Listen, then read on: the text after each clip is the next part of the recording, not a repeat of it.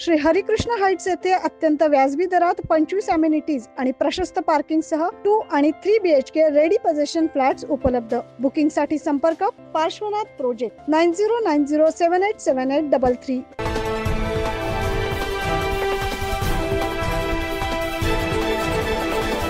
नाशिक महापालिकेच्या प्रभाग क्रमांक 2 मधील आमदार निधीतून होणाऱ्या विकास कामांना वेग आलाय। मागील 2 वर्षांपासून नाशिक महानगरपालिकेत प्रशासकीय राजवट सुरू आहे। महापालिकेच्या हद्दीत येणाऱ्या नाशिक पूर्व मतदारसंघातील कोणताही भाग हा विकासापासून वंचित राहू नये यासाठी आमदार राहुल डिकले यांनी पुरेपूर खबरदारी घेतली। प्रशासकीय राजवट लागू असतानाही स्थानिक नगरसेवकांच्या पाठपुराव्याने प्रभाग क्रमांक 2 मध्ये अनेक विकास कामांचं भूमिपूजन संपन्न झालं। याच पार्श्वभूमीवर प्रभाग क्रमांक 2 च्या तुळजाभवानी चौक येथे सभामंडप तसेच विविध विकास कामांचं भूमिपूजन सोहळा मराठा विद्या प्रसारक समाजाचे अध्यक्ष डॉक्टर सुनील डिकले यांच्या उपस्थितीत संपन्न झाला। आणि तरुण मित्रांनो,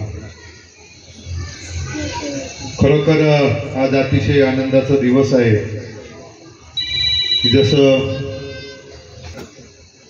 प्राण प्रतिष्ठा होती, राहुल भाऊ आले आणि सर्वांनी साकडं घातलं की मंदिर आमचं झालंय, सभा मंडप तुम्ही द्या।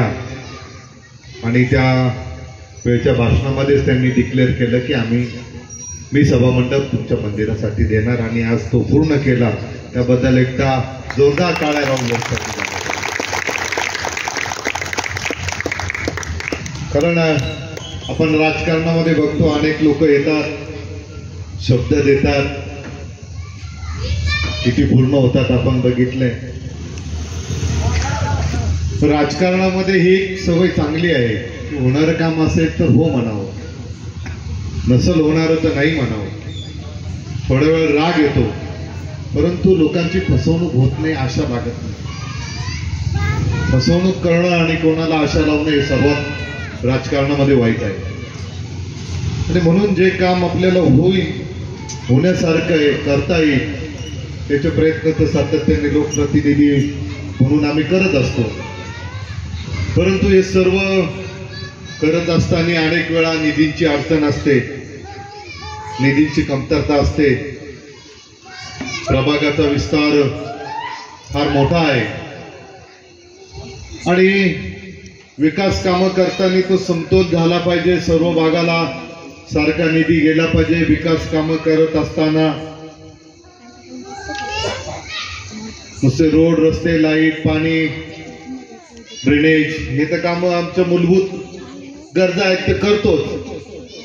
त्याचबरोबर परिसराचा समतोल, सामाजिक विकास, एक पवित्र भावना, एक धार्मिक वातावरण निर्माण करण्याची जबाबदारी सुद्धा लोकप्रतिनिधींबरोबर आपल्या सर्वांची आहे। दर 12 वर्षांना कुंभमेळा असो किंवा गोदावरीच्या कुशीत वसलेलं नाशिक हे दक्षिणेची काशी म्हणून ओळखलं जातं आणि त्या धार्मिक वातावरणात वाढल्यामुळे आपल्याकडे मंदिरांचं खूप महत्त्व आहे। पूर्वेच्या काही मंत्रभूमी असलेली आज ही यंत्रभूमी म्हणून जगात सर्वात, आशिया खंडात सर्वात वेगाने वाढणारं शहर म्हणून नाशिक शहर ओळखलं जातं। जसं शहर विकसित होतं तसं आसपासचा परिसर सुद्धा विकसित होतो आणि मग आपल्यासारखी छोटी छोटी उपनगरं तयार होतात आणि त्या लोकांना कुठेतरी एकत्र येता यावं, त्यांचे सांस्कृतिक आणि धार्मिक कार्यक्रम करण्यात यावे म्हणून महानगरपालिका प्रत्येक ठिकाणी एक ओपन स्पेस टाकत असते। आपण या ओपन स्पेसचा फार चांगला उपयोग केला आणि आई तुळजाभवानीचं मंदिर इथं आलं। खरं तर मंदिर हे एकात्मिकेचं, संस्कृतीचं एक महत्त्वाचं केंद्र मानलं जातं। त्या ठिकाणी पुढच्या पिढीवर संस्कार घडले जातात, रीतिरिवाज त्यांना कळतात।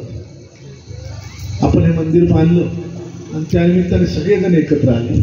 त्या मंदिराच्या प्राणप्रतिष्ठेच्या दिवशी आमदार राहुल भाऊंनी सांगितलं की मी तुम्हाला सभा मंडप देईल आणि आज त्यांचा शब्द त्यांनी पुरा केला।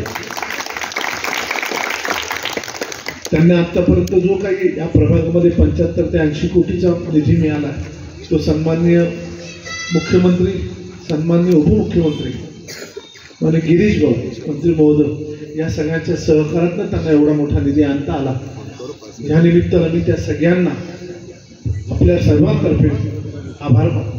यावेळी स्थायी समितीचे माजी सभापती उद्धव निमसे, माजी नगरसेवक सुरेश खेताडे, शीतल माळोदे, पूनम सोनवणे, राम संधान, सुवर्ण संधान, कैलास महाले, राजू जगताप, मुन्ना कापडणीस, विश्वास तांबे, शिंदे, सोनवणे, खांडेकर, मीरा गुंजाळ आदींसह पदाधिकारी, कार्यकर्ते आणि परिसरातील मान्यवर तसेच नागरिक उपस्थित होते. तुळजाभवानी चौकातील नागरिकांनी देखील या ठिकाणी मोठ्या संख्येने आपली उपस्थिती लावली. 9 न्यूज महाराष्ट्रासाठी प्रतिनिधी प्रवीण काळबांडे.